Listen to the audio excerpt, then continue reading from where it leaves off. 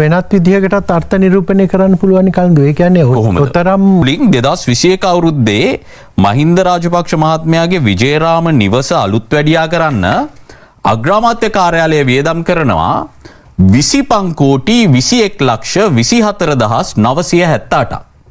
2022ට යනවා.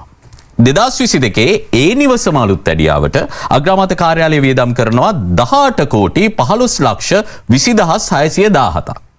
2023 අවුරුද්දේ අග්‍රාමාත්‍ය කාර්යාලය ඒ නිවසටම නැවත වියදම් කරනවා 3 කෝටි 88 ලක්ෂ 83,477ක්. ඒ අගමැති කාර්යාලය.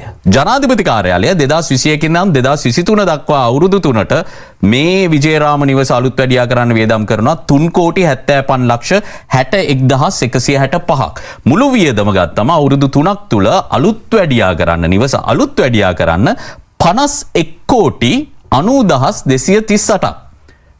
ජනතාවගේ බදු මුදල් වලින් කෝටි 51ක් අවුරුදු 3ක් ඇතුළත නිල නිවසක් අලුත් වැඩියා කරන්න යොදවද්දී ඒ රාජපක්ෂ වරුන්ගේ රාජපක්ෂ පාලන සමයේ තිබුණු දේශපාලනයේ නාස්තිකාර සංස්කෘතිය බොහොම පැහැදිලිව එළියට පේන අවස්ථාවක් නෙමෙයිද මේක?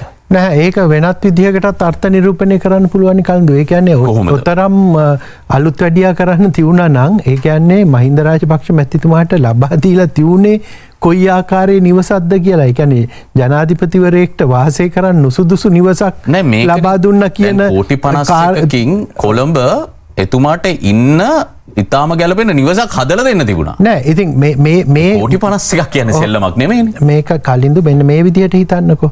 ඔය ඇස්තමේන්තු කළා ඔව හදන්නේ අග්‍රාමාත්‍යවරයවත් ජනාධිපතිවරයවත් මහින්ද රාජපක්ෂ මැතිතුමාවත් නෙමෙයි. මේක රජයේ යම්කිසි ක්‍රියාවලියක් තුළ